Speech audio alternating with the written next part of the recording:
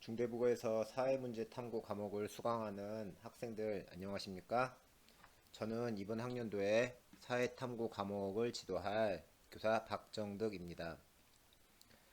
코로나19로 인해서 당연하다고 여겼던 일상이 사라진 지도 벌써 한 달 정도가 넘었네요. 모두들 몸과 마음이 건강하게 잘 지내고 있는지 궁금합니다. 얼굴을 마주하고 함께하는 수업을 하는 것이 아니고 이렇게 온라인 매체를 통해서 간접적으로 만나게 되는 것이 저는 아직도 어색하기만 합니다. 지금 이렇게 녹화를 하는 지금도 굉장히 쑥스럽고 어색하기 그지없습니다. 하지만 각자는 살아가야 할 삶이 있는 것이기에 여러분들은 수험생으로서 뿐만 아니라 졸업을 한 학년 앞둔 고등학교 3학년 학생으로서 학업에 정진하는 태도를 갖춰야 하겠습니다. 지도교사로서 저도 여러분들이 이 시간이 의미 있을 수 있도록 최선을 다해 지도하도록 하겠습니다. 여러분들도 알고 있듯이 사회문제 탐구라는 과목은 일반 선택 교과목이 아니라 진로 선택 과목입니다. 다시 말해서 수능 시험을 보지 않아도 되는, 즉 수능 시험으로부터의 부담감을 덜 가져도 되는 그러한 과목입니다. 따라서 과목을 수강함에 있어서 다소 가벼운 마음으로 수강을 할 수 있을 거라고 생각하고 있습니다. 여러분들께 본질적인 질문을 하나 드리도록 하겠습니다. 우리는 왜 사회탐구 과목이라고 하는 것을 배우려는 걸까요? 여러분들이 작년에 2학년 때 수강 신청 목록에서 제일 만만해 보여서 선택하셨습니까? 물론 현실적으로도 그런 이유가 일부 작용했다고 생각할 수 있습니다. 하지만 저는 이 과목을 수강한 이유가 분명히 따로 존재한다고 생각합니다. 저의 개인적인 관점입니다만 제가 생각하기에 오늘날 사회는 날로 복잡해져 가고 이러한 복잡한 사회에서 내가 하나의 객체가 아닌 주인으로 살아가기 위해서는 이 사회가 어떤 곳인지 정확하게 파악하는 것이 굉장히 중요하다고 생각합니다. 사회를 알아가기 위해서는 남이 주는 정보를 성실히 수용하면서 이 사회가 어떤 곳인지를 평균적인 수준으로 수동적으로 이해할 수도 있겠습니다만, 하지만 내가 이 땅에 태어나 한 번뿐인 내 삶을 주인공으로서 그리고 주체적으로 살아가려면 이 사회에 대한 적극적인 탐색이 요구된다고 저는 생각을 합니다. 그런 의미에서 이 과목은 바로 우리가 살고 있는 사회에 대한 주체적이고 적극적인 탐색 능력을 배양하는데 좋은 기회를 제공해 준다고 생각합니다. 주변에서 접할 수 있는 자료에 접근하고 이를 분석해서 사회 문제의 현황과 발생 배경을 파악한 연습, 그리고 이를 바탕으로 자신만의 관점에 따라 가치 판단을 하고 그에 따른 해결 방안에 대한 어떤 제시 능력을 키우면서 여러분들은 단순한 학습자, 수동적인 시민이 아닌 능동적 시민으로서 우리 사회의 진정한 주인이 되어 삶을 살아갈 수 있을 거라고 저는 믿습니다. 따라서 이 과목을 단순히 교육과정상 거쳐가야 하는 거추장스러운 과목으로만 대하지 말고 좀 더 적극적으로 임해서 나의 시각으로 세상을 바라볼 수 있는 힘을 키울 수 있는 계기로 삼았으면 하는 그러한 바람을 가지고 있습니다. 여러분들의 시각으로 세상을 볼 수 있는 그런 힘을 키울 수 있도록 사회 문제 탐구 과목의 지도교사로서 성심성의껏 돕도록 하겠습니다. 자, 그럼 이제 교과서를 한번 펼쳐보도록 하겠습니다. 여러분들 교과서 11페이지가 되겠죠? 사회문제의 이해라고 하는 커다란 대단원입니다. 우리가 알아보고자 하는 사회 문제가 무엇인지 개괄하는 그러한 성격의 단원이라고 할 수가 있는데요. 1단원은 3개의 중단원으로 구성되어 있습니다. 첫 번째, 사회 문제의 의미와 관점. 두 번째, 사회 문제 탐구 방법과 절차. 세 번째, 사회 문제 탐구 과정에서의 윤리적 쟁점과 대책입니다. 그 중에서 오늘은 제1단원 사회문제의 의미와 관점에 대해서 먼저 살펴보도록 하겠습니다. 2강에 걸쳐서 첫 번째 중단원 사회문제의 의미와 관점에 대해서 함께 같이 살펴보도록 하겠습니다. 중단원 1단원의 학습 목표는 크게 보면 두 가지라고 할 수가 있겠습니다. 하나는 여러분들이 사회 문제의 의미와 특징을 설명할 수 있어야만 하겠습니다. 사회 문제란 무엇인지, 그리고 그것의 어떤 특징은 무엇인가, 의미와 특징을 여러분들이 설명할 수 있으면 되겠고, 두 번째로 사회 문제를 바라보는 다양한 관점들에 대해서 여러분들이 이해하고 그러한 관점의 차이를 비교할 수 있어야겠습니다. 이 부분은 우리가 다음 강에서 같이 살펴보도록 하겠습니다. 중단원 1단원을 살펴보면 아까도 말씀드렸다시피 학습 목표에서 말씀드렸다시피 사회 문제의 의미와 특징이 한 부분이 되겠고, 두 번째로는 사회 문제를 바라보는 관점, 기능론적, 갈등론적, 상징적, 상호작용론적 그런 관점들에 대해서 같이 살펴보고자 합니다. 이번 강에서는 여러분들이 가지고 있는 교과서 13페이지부터 15페이지까지 그러한 내용에 해당하는 부분들이 되겠고, 두 번째 강은 여러분들 교과서 16페이지부터 그리고 19페이지까지에 해당하는 내용들을 다루게 될 겁니다. 아마도 그 일반 선택 과목 사회문화 교과를 수강하는 학생들이라면 바로 이 사회 문제를 바라보는 관점이 굉장히 중요하다라는 것을 알 수 있죠. 수능 시험에서도 자주 출제되는 대단히 중요한 부분입니다. 자, 이제 교과서 13페이지를 같이 한번 펴보도록 하겠습니다. 자, 첫 번째 보시면은 이제 사회 문제의 의미라고 적혀 있네요. 사회 문제라고 하는 것이 무엇인가에 대한 질문과 그에 대한 어떤 대답이 교과서의 이제 주된 내용이라고 할 수가 있겠습니다. 자, 여러분, 사회 문제라고 하는 것은 도대체 무엇일까요? 글자 그대로 보면 될 것 같습니다. 사회의 문제라고 볼 수가 있겠죠. 사회의 문제, 이것이 바로 사회 문제이다. 자, 조금 더 구체적으로 의미를 한번 우리가 살펴보도록 하겠습니다. 우리 교과서에서는 첫 번째 보시면 사회 또는 사회에 존재하는 집단이나 제도에 부정적 영향을 미치는 상태라고 적혀 있습니다. 여기에서 우리는 사회 문제라고 하는 것이 인간 사회에 부정적 영향을 주는 상태라고 하는 것을 알 수가 있습니다. 즉, 사회 문제를 정의하는 데 있어서의 핵심은 인간 사회에 부정적 영향을 주는 상태이다 라는 것이죠. 자, 예를 들어서 최근에 내가 기분이 몹시 좋지 않아요.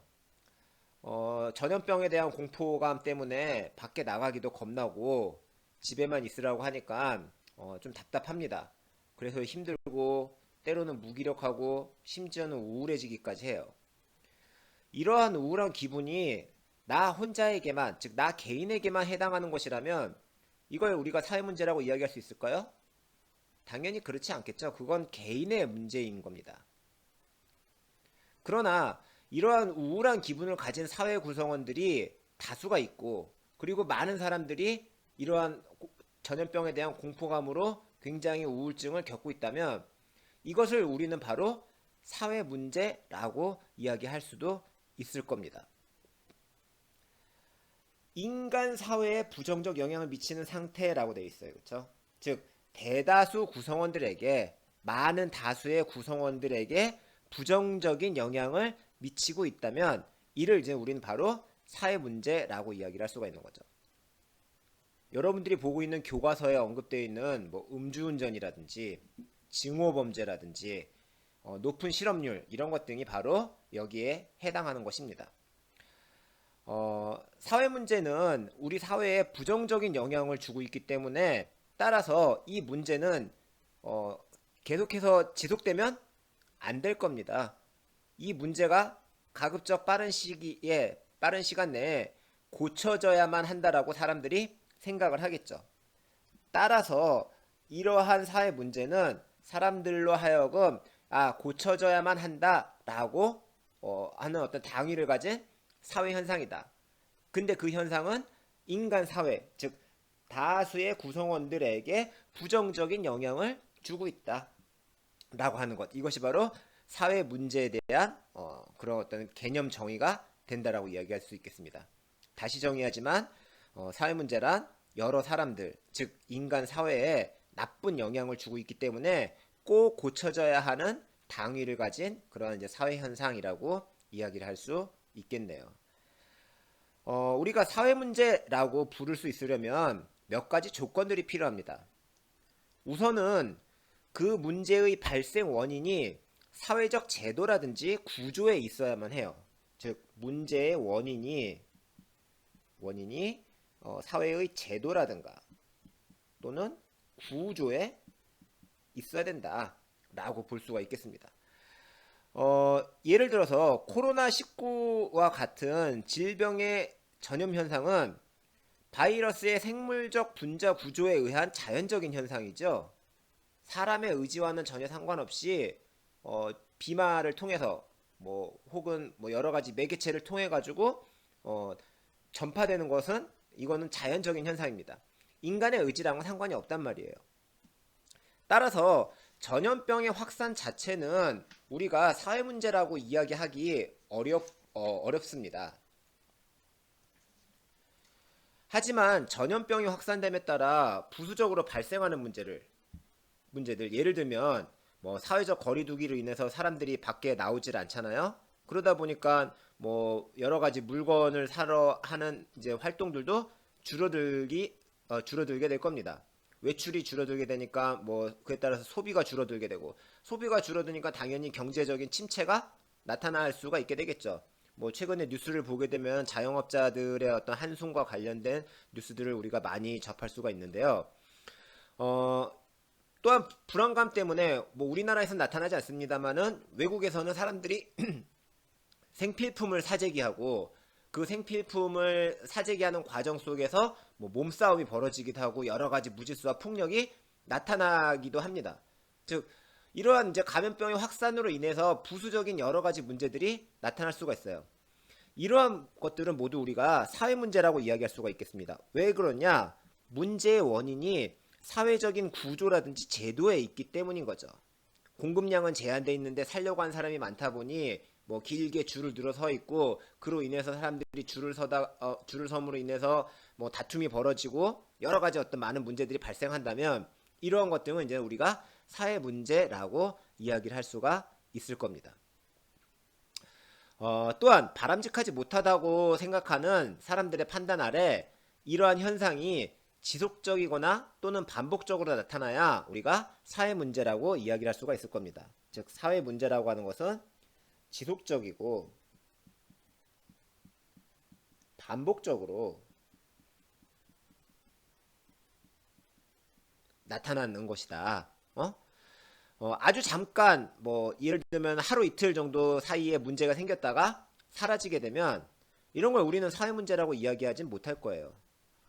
그리고 앞서서 말했듯이 문제의 원인이 사회적인 제도나 구조에 있기 때문에, 따라서 이걸 바꿔서 말한다면 인간의 노력으로 해결할 수 있어야 비로소 우리는 이것을 사회 문제라고 이야기할 수가 있겠죠. 그렇죠? 즉 원인이 제도나 구조에 있기 때문에 인간의 노력으로 해결이 가능하다. 이것이 바로 이제는 사회 문제가 되기 위한 어떤 조건들이라고 우리가 이야기할 수가 있겠습니다. 자, 이렇게 해서 이제 사회 문제에 대한 어떤 정의를 좀 살펴봤고요. 오늘날에는 산업화와 세계화에 따라서 전 세계가 하나로 연결되어 있습니다.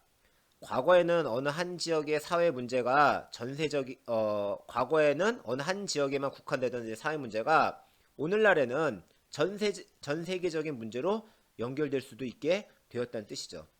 이렇듯 사회 문제는 그 사회의 역사와 문화에 따른 특수성을 가지고 있으면서 동시에 오늘날 세계화로 인해서 보편성도 함께 지니게 되었다라고 하는 것, 교과서 14페이지에 보시면은 나와 있다는 걸 이제 우리가 확인을 할 수가 있습니다. 자, 이제 사회 문제의 특징에 대해서 살펴보도록 하죠. 여러분들 교과서 14페이지입니다. 교과서에도 나와 있듯이 사회 문제의 특징은 객관성, 상대성, 그리고 역사성, 이 세 가지로 정리해 볼 수가 있습니다. 자, 그럼 이제 지금부터 하나하나 같이 살펴보도록 하겠습니다. 우선 첫 번째 특징으로 객관성을 살펴보죠. 사회 문제는 객관적인 수치로 표현될 수 있다라고 하는 것이 사회 문제의 첫 번째 특징, 객관성입니다. 우리가 앞서서 사회 문제의 개념을 정의했을 때 뭐라고 했습니까? 인간 사회에 부정적 영향을 주는 행위라고 이야기했습니다. 현상이라고 이야기했죠.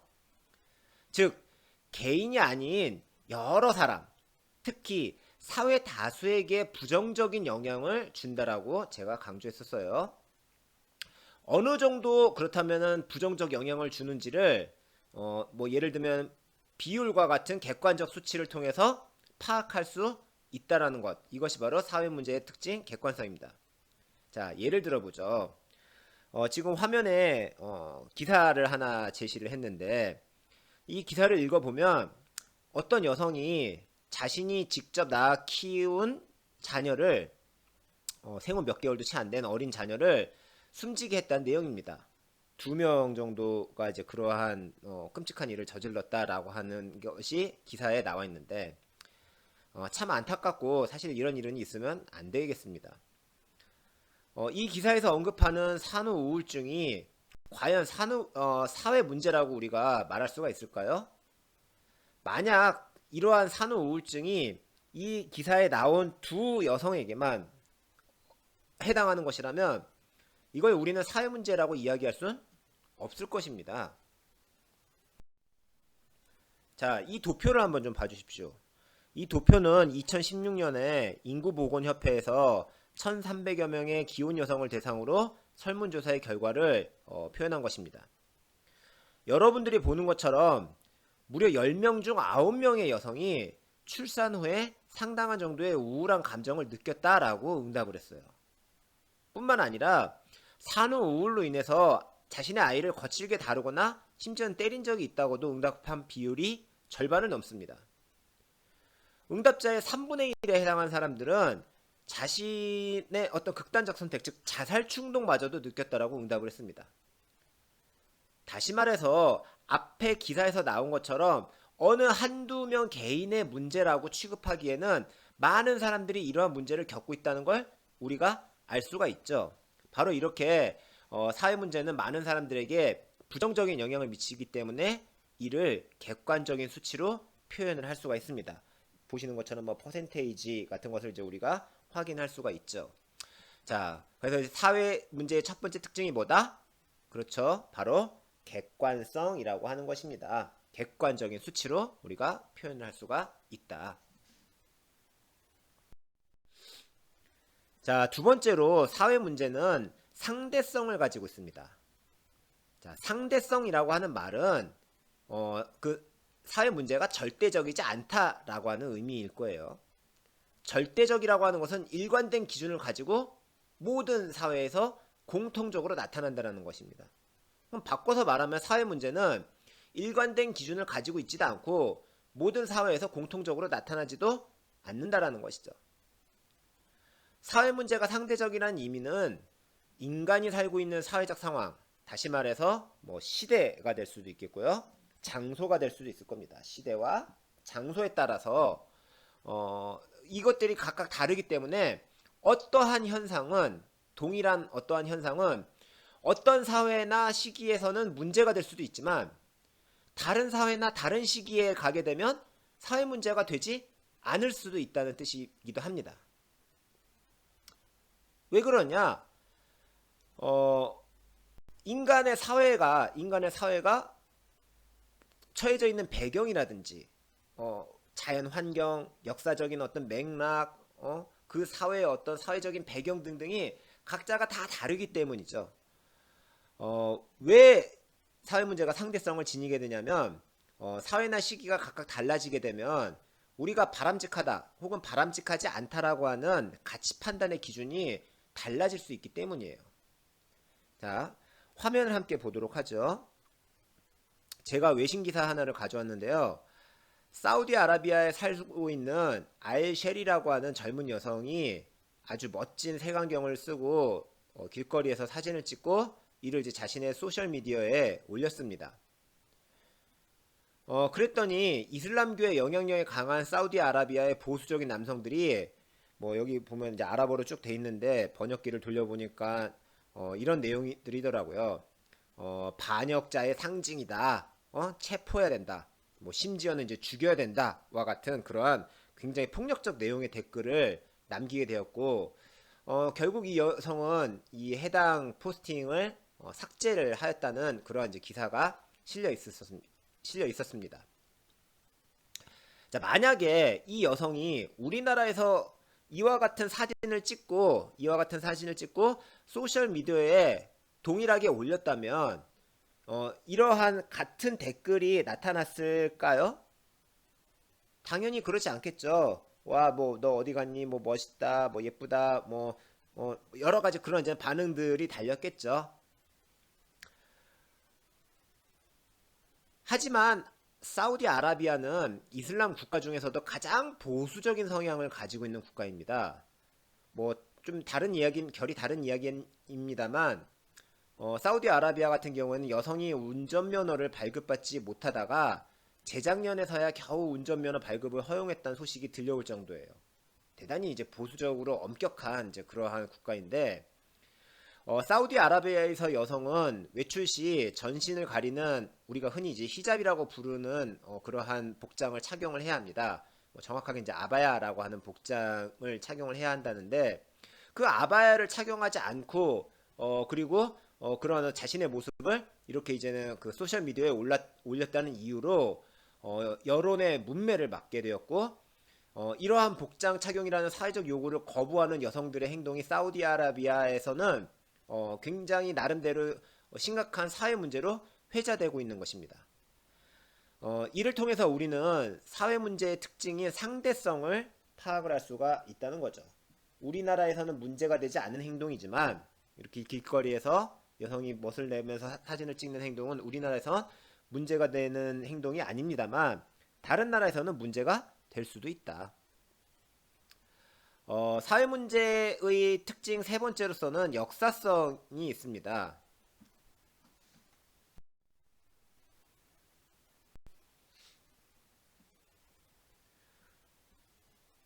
사회 문제의 특징 세 번째로는 역사성이 있죠. 사회 문제는 시대 상황과 밀접하게 관련되어 있기 때문에 문제가 나타나는 모습이 동일하지 않다는 것입니다. 다시 말하면은 문제의 양상이 사회 발전에 따라서 달라질 수가 있다. 즉 시대적 상황과 밀접한 연관을 지니고 있어서 어떤 사회에서는 문제가 될 수가 있지만 어떤 사회의 수준이 높아지게 되게 되면 문제의 양상이 동일하게 나타나지 않을 수가 있다는 것이죠. 문제가 되지 않다, 발전 수준이 낮았을 때는 문제가 되지 않다가 발전 수준이 향상되게 되면 문제가 될 수도 있다는 얘기입니다.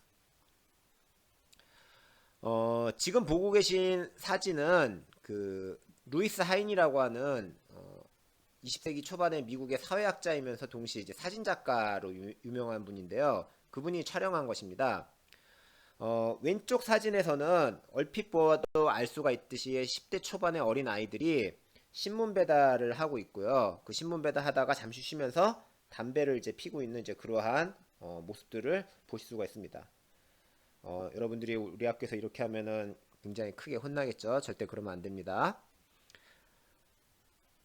오른쪽 사진에는 역시 같은 또래의 아이들이 광석을 실은 화물 열차에서 일하는 모습을 담고 있습니다. 루이스 하이는 사진을 사회를 개혁하는 수단으로 사용한 것으로 유명한데요. 그가 남겼다는 말 중에는 말로 이야기를 할 수 있을 정도라면 굳이 무거운 사진기를 들고 다닐 필요가 없다라고 하는 이제 그러한 말을 하기도 했다네요. 뭐 아무튼 그는 당시 만연하고 있었던 아동노동의 처참한 현장을 사진으로 남겨서 아동노동법을 바꾸는 계기를 만들었습니다. 산업혁명 이후로 자본주의가 급격하게 성장하는 과정에서 최대한 많은 노동력을 확보하여 생산을 늘리는 것이 당시 사람들이 추구하던 주요한 목적이었을 겁니다. 이러한 상황에서 아이들은 미래의 주역으로 교육과 돌봄을 받아야 하는 대상이 아니라 당장 활용할 수 있는, 그것도 아주 값싸게 활용할 수 있는 노동력으로 취급받았고, 미국에서는 이렇게 20세기 초반까지만 하더라도 아동 노동이 만연했었다고 합니다. 다시 말하면 당시의 미국 사회에서는 아동노동이라고 하는 건 사회 문제라고 거의 인식되지 않았다는 거죠. 하지만 이후 경제가 발전하고 생활 수준이 높아짐에 따라 오늘날에 와서는 인권에 대한 인식이 과거에 비해서 굉장히 많이 바뀌었죠. 뿐만 아니라 제도 또한 개선되었습니다. 따라서 오늘날에 있어서 아동노동은 타파해야 할 사회 문제로 자리 잡게 되었죠. 이렇게 사회 문제는 시대적 상황과 밀접한 연관을 가지고 있어서 문제의 양상이 동일하게 나타나지 않는 무슨 특징? 바로 역사성을 지니고 있다라고 우리가 이야기를 할 수가 있겠습니다. 자, 이제 마지막으로 새로운 사회 문제, 여러분들 교과서 15페이지에 나와 있는 새로운 사회 문제로 떠오른 혐오와 분노의 정서라고 하는 제목의 읽기 자료를 한번 여러분들이 읽어보길 바랍니다. 화면을 보면 언론 보도의 기사 하나를 제가 실었습니다. 최근 이제 코로나19 감염병의 확산으로 인해서 외국에서 우리나라 사람들이 차별과 혐오의 대상이 되고 있다는 내용입니다. 한국인이라고 하는데도 뭐 아시아인은 다 꺼지다 해서 우려했던 일이 실제로 벌어졌다. 뭐 이제 그런 내용들이 있죠.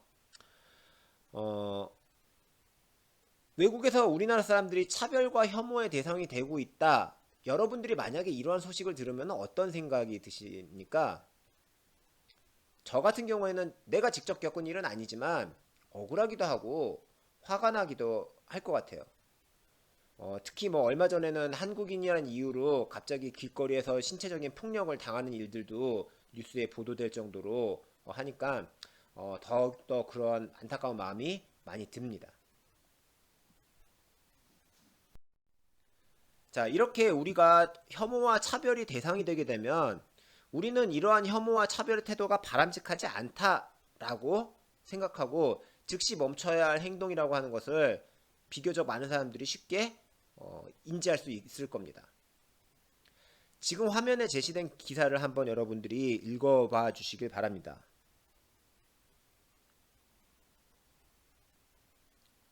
우리가 혐오와 차별의 대상에서 혐오와 차별을 하는 주체로 바뀌었을 때 우리는 이러한 것을 어떻게 판단해야 할까?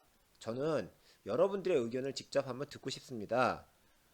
교실 같았으면은 이걸 가지고 우리가 이제 토론도 하고 그러겠습니다만 여의치 않기 때문에 이번 강의가 올라온 영상 밑에 그런 토론란을 마련을 해놨어요.